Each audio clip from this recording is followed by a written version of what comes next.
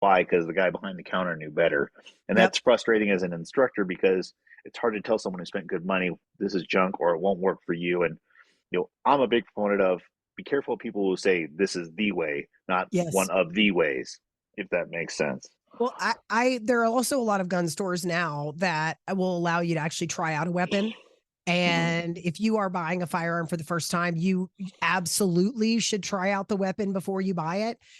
Take a gun safety class first if you're more comfortable that way. But if you're going in blind and someone says, because I have a friend who's half my size, she's tiny, and a dude sold her a 45 pistol that she can't even lift up, let alone fire properly. And if she does manage America. to squeeze off a round, she has so much recoil that she can't, it's completely non-functional. And I think he must have done it as a joke. I mean, Yeah. I can't imagine why someone would have done that. But now she has a firearm she can't use. And it's very frustrating for me. I've had male friends that have done the same thing, by the way, who've gone in Right. like, I want a 45. Not everyone can shoot a 45, you guys. No. Not everyone can shoot it. Well, and I the previous podcast when I was talking with another instructor, that first gun or first training class you get into really ingrains into you. Are you going to be scared of it, or is it going to be a pleasurable experience? And I think as instructors, as salesmen, you have a big responsibility how serious you take it to what you're giving to someone.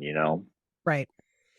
I, Right. I I mean, agree wholeheartedly. And I think there are too many people, I don't know. I hate walking in the gun store where it feels like, and no offense, a cop shop or like an extension of the military. You know what I mean? And my right. husband is retired Army, so I have no ill will towards police or the Army. I want to be clear about that. But when I walk into a gun store and everybody looks like they're strapped up, ready to go to battle, half those guys didn't serve, first of all, and they're just kind of wearing the costume. And I shy away from situations like that. Well, and half those guys look ridiculous if we can both be honest with each other.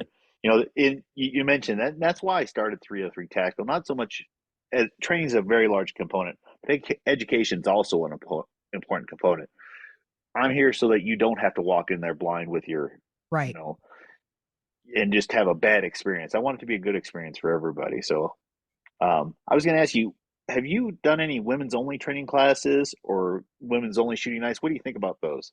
I love them. I have personally taken friends of mine to the range who have never fired a gun before and they're scared of it and they don't understand it. And many of them are anti Second Amendment. And I say, great, let's go and shoot. Let's go. And you have the experience of shooting a target in a safe environment, in a safe way. And I'll teach you the basic gun safety. And I have turned all but one, maybe not into gun nuts, but at least Right. into people who say, okay, I understand why people feel the way they do. And several of them have gone on to get concealed carry permits and buy handguns for protection.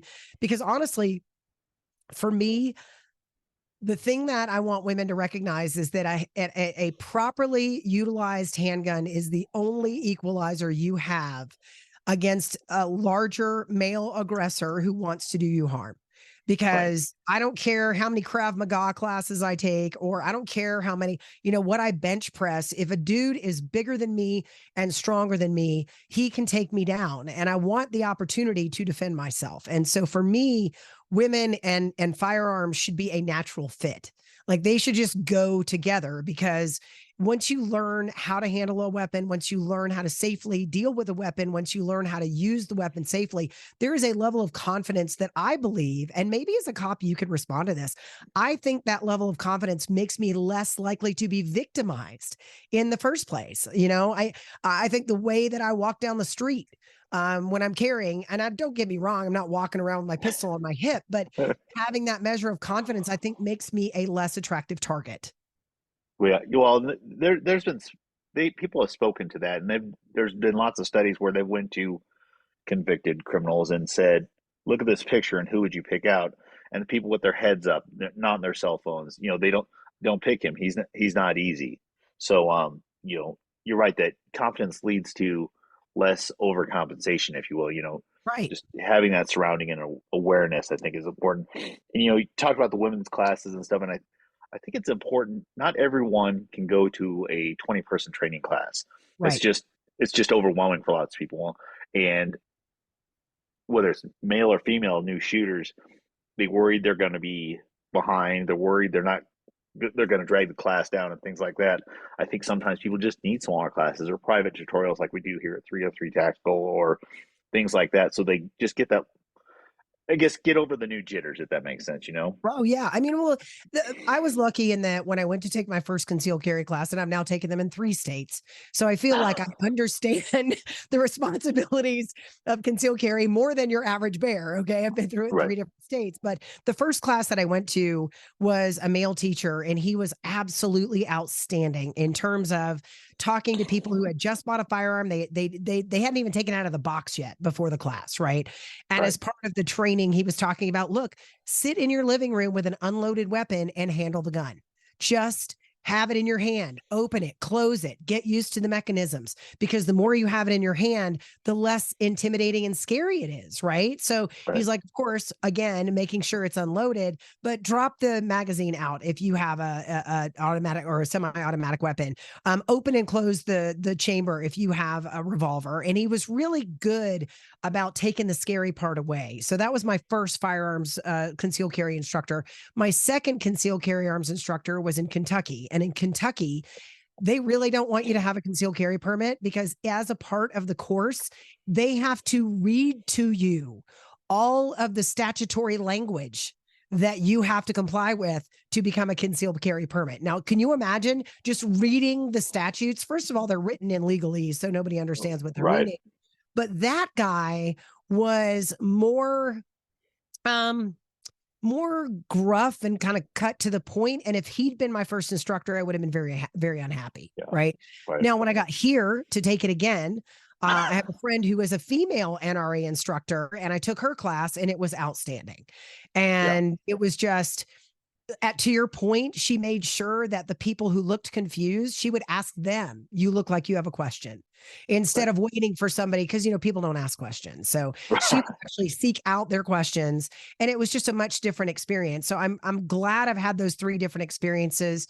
And it's like anything else. If you take a course and you don't like the instructor, find a different instructor, right? right, Take it from someone else, because this stuff is so critically important. And when you decide that you are going to do something that gives you the power to end another human being's life, you better take it seriously. Like, right. this is the most serious thing that we deal with and should be taken that way. Yeah. Yeah, that kind of leads into the next question, is what do you feel the importance of training really is? Oh gosh, confidence, knowledge, making sure that when you aim at something, you're going to hit it and not hit something else, understanding what your firearm is capable of in terms of where your ammunition is going to end up at the end of that. If you shoot a 45, you better have awareness of what's behind what you're shooting at, right? I Right, don't shoot a 45. I have a 38 revolver and I have a 9 millimeter. But even then, I have to be aware of where that bullet's going to end up. And that's the kind of stuff that constant training and more training helps you understand. It helps you understand the power of the weapon that you have. And I got to tell you a quick story about this really quick that just popped into my alrighty, mind. go ahead. When I'm like 10 years old, we're out at my dad's friend's, Mr. Knutson. He had the house where it was the best house ever when you were a kid. It was amazing. But we're out shooting, and Mr. Knutson had a black powder musket, right? So my dad gets a small watermelon, maybe, I don't know, maybe 12 inches long, and it's one of those oblong ones. So he gets this watermelon, and he stands back probably about 15 feet away, and he shoots the watermelon with the black powder rifle. And the watermelon literally exploded. I mean, just exploded. And my Right. dad said, that's what happens when you shoot a human. Yep. That's what happens when you shoot a person. And that visual imagery really drove home how powerful this whole situation was, right? I mean, it was always it was my dad was always big on safety, pointing the gun down range and all of that stuff, just naturally. We didn't even talk about it. It was just the way things were. Yeah.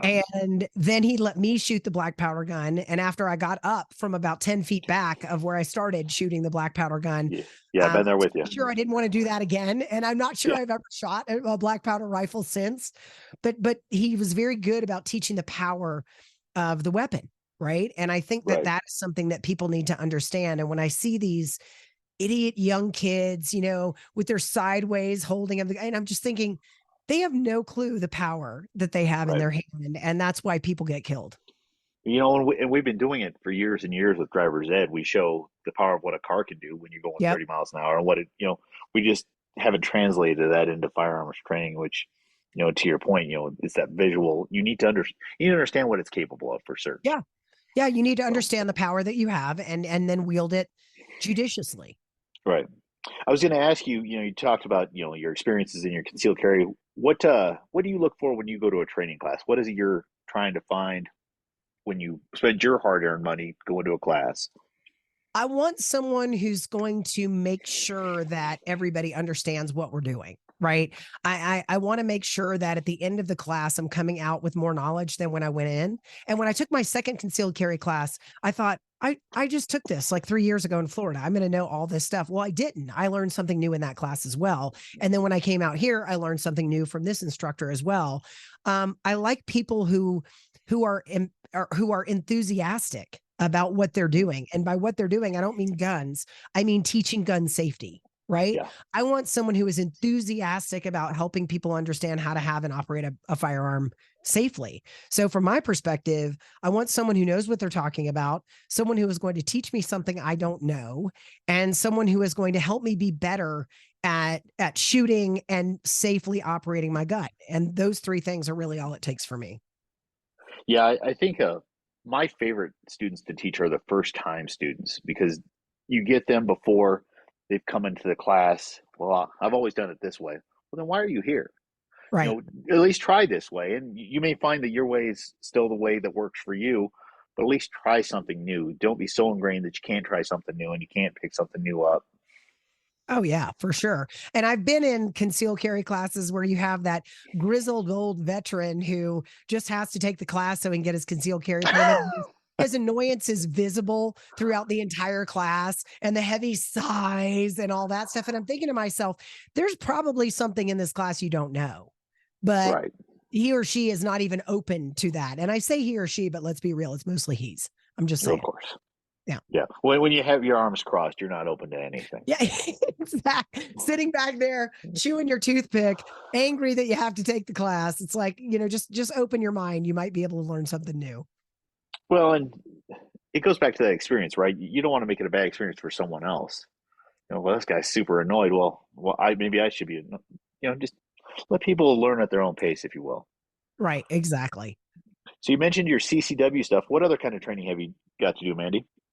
You know, um, Official training, probably not that much, but I've been coached by some of the greatest firearms instructors that I've ever met in various things. Definitely, I've gotten a lot of coaching in sporting clays, and I've mostly done target shooting. I've done some I don't know what it's called, where you basically do like through the sheriff's department in Florida. I got to do the clear the room kind of stuff, and I'm Mm-hmm. not gonna lie, I killed a lot of civilians in that lesson. So there's probably, when things are jumping out at you, that's an Yeah. entirely different perspective of being a concealed carry permit holder. I think that if I had to judge myself on a scale of 0 to 10, 0 being I'm ready to take down a bad guy, 10 being you're going to be coming in my face before I shoot you, I'm probably a 10.